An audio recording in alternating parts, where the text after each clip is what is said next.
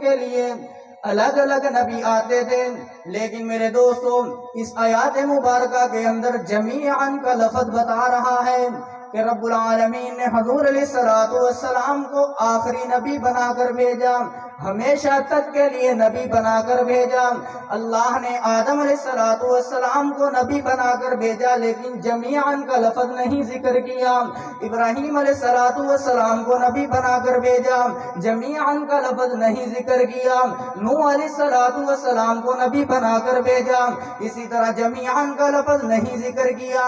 موسیٰ علیہ السلام کو نبی بنا کر بھیجا، لیکن جمیعاً کا لفظ نہیں ذکر کیا۔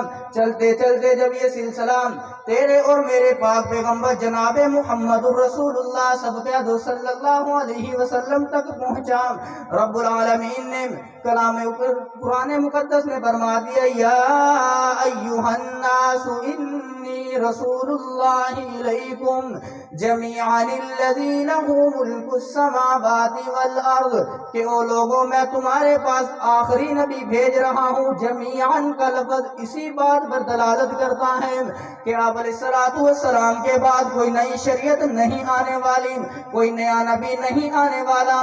میرے دوستوں دوسری دلیل اس بات پر رب العالمین نے فرمایا، والذین یؤمنون بما انزل الیک وما انزل من قبلک، وہ لوگوں جو ایمان رکھتے ہیں اس بات پر، وما انزل الیک، جو تجھ پر نازل کی گئی ہے، وما انزل من قبلک، جو تجھ سے پہلے نازل کی گئی ہے۔ معلوم ہے کہ آپ حضرات جو ہے نا نیند کا مظاہرہ کر رہے ہیں، بولتے نہیں ہیں، ذرا اونچی آواز سے کہیے سبحان اللہ۔ رب العالمین نے فرمایا کہ صحیح مومن وہ ہے جو تجھ پر نازل شدہ پر بھی ایمان لائے، اور وما انزل من قبلک، اور جو تجھ سے پہلے نازل کیا گیا اس پر بھی ایمان لائے۔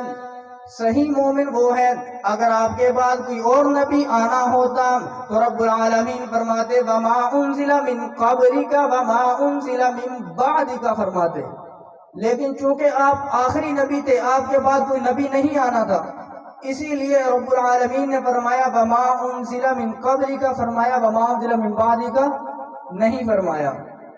میرے دوستو رب العالمین نے فرمایا الیوم اکملت لکم دینکم واتممت علیکم نعمتی ورضیت لکم الاسلام دینا، کہ دین ہر اعتبار سے مکمل ہو چکا ہے، اس کے بعد کوئی دین نہیں آنے والا۔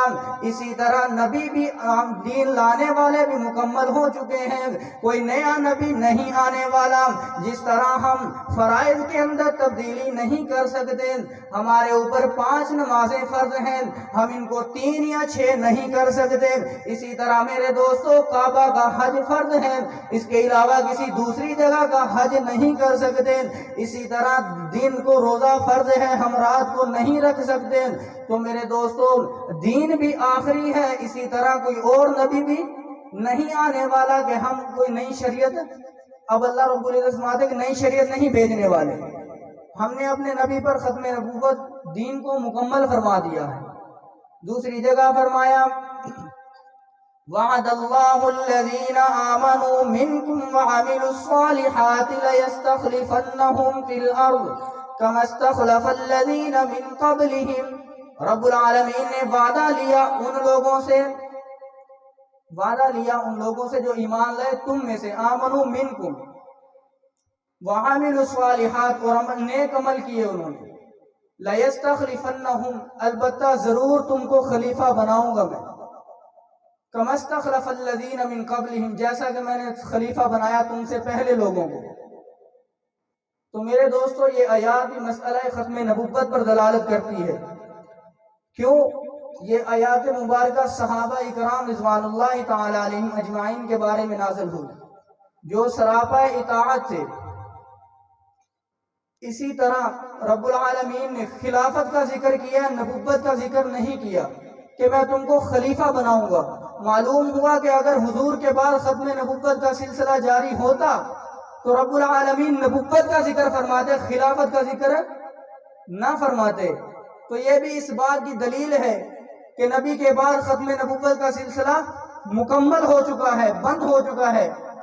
مولانا دوست محمد قریشی رحمۃ اللہ علیہ فرماتے ہیں کہ نبی کے بعد خلیفے تو بن سکے، سیدنا صدیق اکبر تو بن سکے لیکن نبی نہ بن سکے، سیدنا فاروق اعظم تو بن سکے لیکن نبی نہ بن سکے، اسی طرح ابو ہریرہ حافظ الحدیث تو بن سکے لیکن نبی نہ بن سکے، عبداللہ ابن مسعود رضی اللہ تعالیٰ عنہ رئیس الفقہاء تو بن سکے لیکن نبی نہ بن سکے۔ تو میرے دوستو، رب العالمین نے کتنے دلائل قرآن پاک کے اندر فرمائے مسئلہ ختم نبوت پر، اور آج 1400 صدی گزرنے کے بعد کوئی لعین، جھوٹا، کذاب، دجال اٹھ کر یہ دعویٰ کرے کہ میں نبی ہوں، تو آپ کا کیا خیال، ہم اس کو نبی مانیں گے؟ اونچی آواز سے کہو، نہیں مانیں گے۔ ہمارا ایمان ہے کہ رب العالمین نے ہمارے نبی پر ختم نبوت کا دروازہ بند فرما دیا ہے، اور یہ خود جو لعین دجال ہے اس کا دعویٰ کرنے کا انداز کیا ہے؟ پہلے اس نے خود اپنی زبان سے حضور کی ختم نبوت کو تسلیم کیا کہ رب العالمین نے حضور علیہ الصلوۃ والسلام پر ختم نبوت کا دروازہ بند فرما دیا، اور منکر ختم نبوت کو کافر اور مرتد قرار دیا ہے۔ اس نے خود دجال نے، یہ مرزا قادیانی نے اپنی زبان سے منکر ختم نبوت کو کافر اور مرتد قرار دیا ہے، تو اس کے بعد خود یہ دعویٰ کرتا ہے ختم نبوت کا۔ کیسا انداز ہے اس کا دعویٰ کرنے کا؟ کہتا ہے کہ وہ شخص جو موسیٰ علیہ السلام کو تو مانے لیکن عیسیٰ علیہ السلام کو نہ مانے، اسی طرح جو عیسیٰ علیہ السلام کو تو مانے محمد رسول اللہ صلی اللہ علیہ وسلم کو نہ مانے، اور وہ شخص جو رسول اللہ کو تو مانے لیکن مسیح موعود یعنی مرزا قادیانی کو نہ مانے، وہ کافر ہے۔ نعوذ باللہ، کیسا بدبخت ہے یہ۔ امام اعظم ابو حنیفہ رحمۃ اللہ علیہ کا فتویٰ ہے کہ مدعی نبوت سے دلیل مانگنے والا بھی کافر ہے۔ یہ اتنی بڑی بات کرنا کوئی آسان کام نہیں۔ اس کی وجہ کیا؟ اس کی وجہ یہ ہے کہ مسئلہ ختم نبوت خود اس قدر واضح ہے کہ ہمارے اوپر اس کی کسی سے دلیل مانگنے کی بھی اجازت نہیں دی۔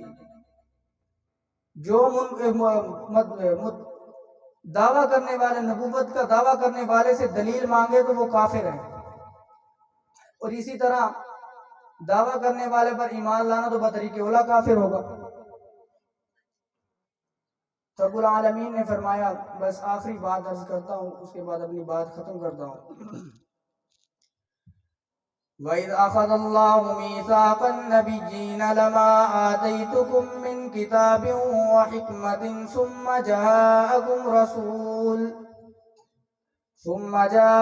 رَسُولٌ مُّصَدِّقٌ لِّمَا مَعَكُمْ لَتُؤْمِنُنَّ بِهِ وَلَتَنصُرُنَّهُ۔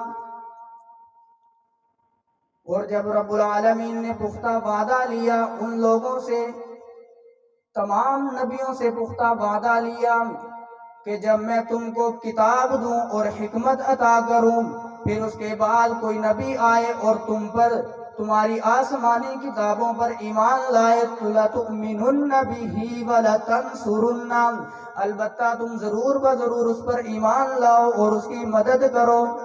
میرے دوستوں، رب العالمین نے جتنے بھی انبیاء بھیجے حضور علیہ السلام سے پہلے سب سے یہ وعدہ لیا۔ کیوں؟ اس لیے کہ آپ کے بعد کوئی نبی نہیں آنے والا تھا۔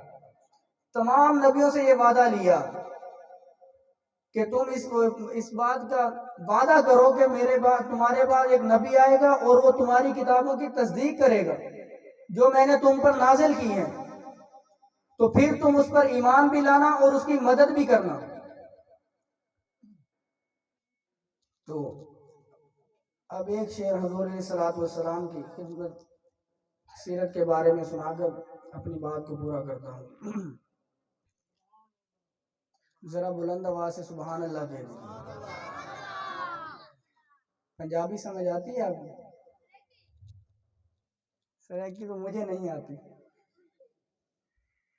ربا تیرا نبی نال پیار ویکھیا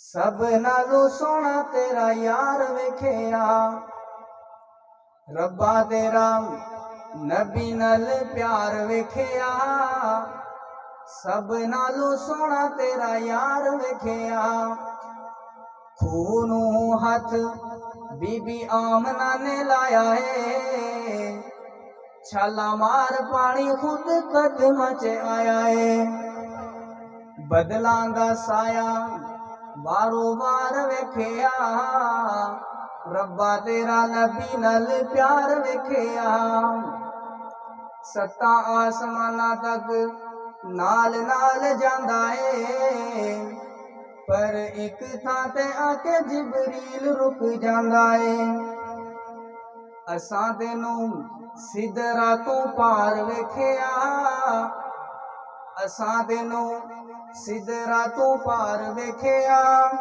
ربا تیرا نبی نال پیار ویکھیا دعا ہے کہ رب العالمین ہمیں حضور علیہ الصلوۃ والسلام کی ختم نبوت اور شریعت کو سمجھ کر اس پر عمل کرنے کی توفیق عطا فرمائے وسعت دل ہے بہت لیکن وسعت صحرا کم ہے اسی لیے مجھے تڑپنے کی تمنا کم ہے جس کے دل میں آئے وہی پائے روشنی میں نے تو دل جلا کے سر عام رکھ دیا ہے وآخر دعوانا الحمدللہ رب العالمین